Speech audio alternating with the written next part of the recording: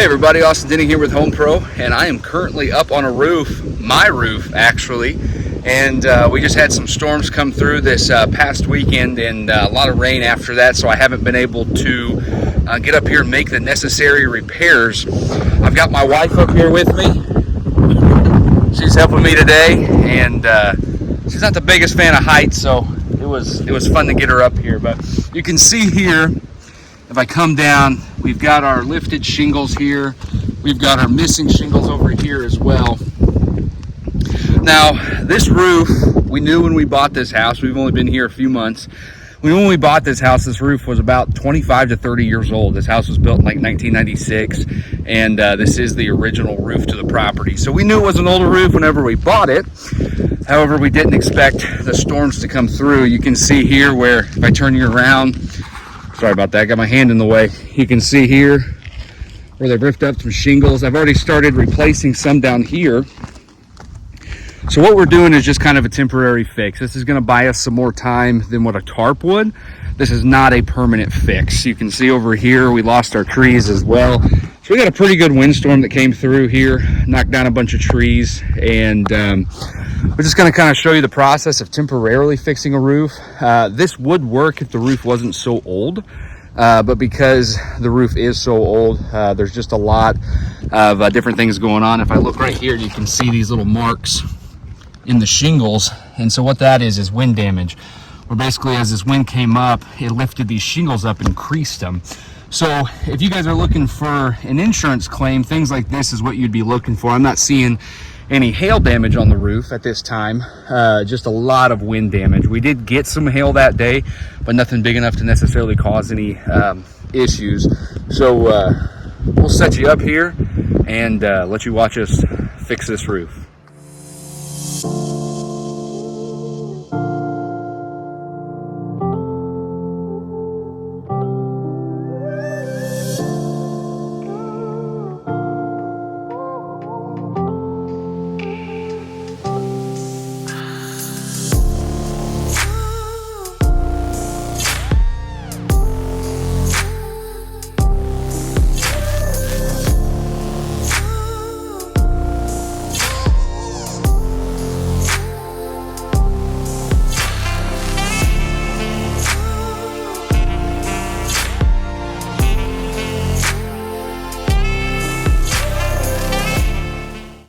Hey guys, so we just got to this spot right here on the roof, and just wanted to take a moment and kind of show you what's going on, kind of how we'll repair this. Again, this is all temporary fixes. This whole roof needs to be ripped and replaced eventually. Just we're running on borrowed time right now, so that's all we're trying to do is keep the roof from leaking, buy us some time until we can get this thing replaced. If you guys look in here real quick, my nice camera holder will come around here and come a little bit closer so you can see what we're dealing with. We actually have this piece right here that came off. So when the wind came through, it ripped this piece off. However, the shingle is still intact up here. So in order to repair this, I've got to remove this whole entire shingle. However, in the process, I can damage a lot of shingles around this, especially because they're so old. So basically what we do is come in here, and I don't want my seams to line up. So I've got a seam right here, and I've got a seam right here. So I want to be about 6 inches away from the end of this seam. So all I'm going to do, and I've got a seam up here too that I want to be mindful of. You don't want those seams to line up because now they're going to get at those nail heads and you've got a potential place for it to leak. So all I'm going to do is basically come in here 6 inches back from this seam, make sure I'm not in line with any seams around it, cut this section out, and just replace it with a smaller section to minimize as much damage as we can.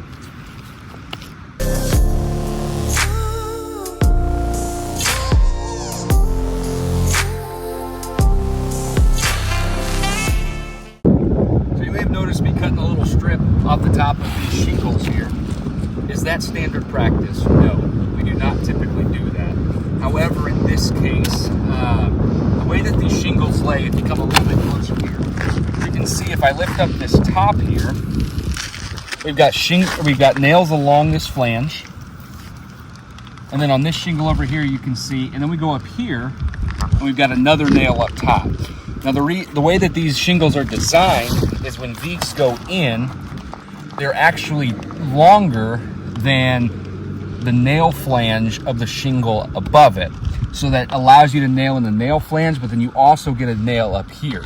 Typically what we would do whenever we were repairing roofs or removing shingles is we go in and pop those nails up and just put in the full shingle. However, in order to do that, I've got to loosen all of these shingles up. As you can see, as old as these shingles are, the moment I start going and breaking that seal anymore, I'm gonna start ripping shingles and causing more issues. Again, with this being a temporary fix, this allows me to cut off the top, slide in just below that nail flange, and then put some extra nails down here, and then we use a product called roof to seal all those shingles down to prevent them from lifting up again.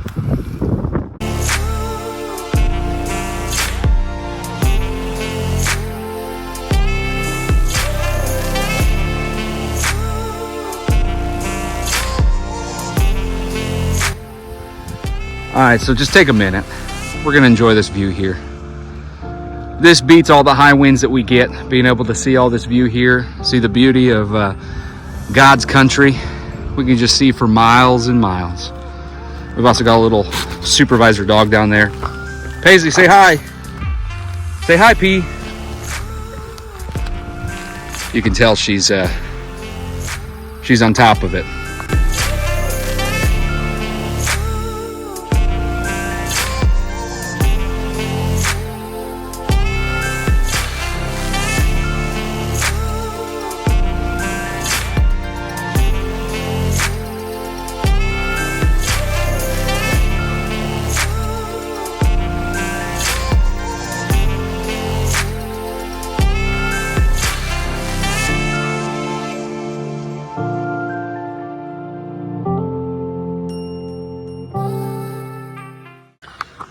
All right, guys, so one of the benefits of having a wife who likes to ask questions is having her on a roof asking questions that I don't even think about, but that maybe you as a viewer or somebody who doesn't necessarily know a lot about these different building products would maybe be asking. So we've got kind of a perfect situation here where we're using two different types of shingles. I, for one, like to use Owens Corning shingles. I'll explain to you here in a second why. But the original shingles to this roof are a GAF shingle. GAF is not bad. I actually grew up in the town where they were manufactured and was able to spend a lot of time around that. So they're not bad shingles. There's one thing that Owens Corning has that's different than what GAF has that I absolutely love in the longevity and durability of the shingles, and that right here is this nail flange. So Owens Corning has here what we call a sure nail flange, and that's this fabric that runs across right here on the shingle. Now coming against the GAF, you can see here where they just have a tar stripping. That tar stripping is where the two layers, so these are laminated shingles, and you have one layer here which runs up to about right here, and then you have this other layer right here. So actually I have a spare shingle right here. I'll show you how these are made. So if I flip it over here on the back, you can see like right here is that split line where the two shingles come together. So these are an architectural dimensional shingle, so they have dimension to them, and all that is they basically bring in this side right here, this bottom, and then lay this top over it, and then where these two shingles come together right here, they give us a nice fabric to nail into, which doesn't allow the nail to pull out. It doesn't allow the shingle to rip. What happened is when we got these storm, because these didn't have that sure nail flange, those nails actually were able to rip through, and that's where the shingles were able to pull out of.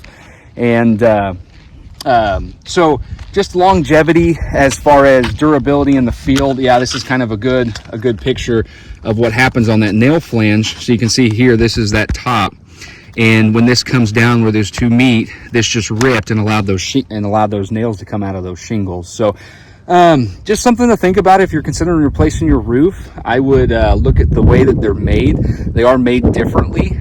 Look at the warranty that each company offers as well, and that will just may help you determine which direction you go with those.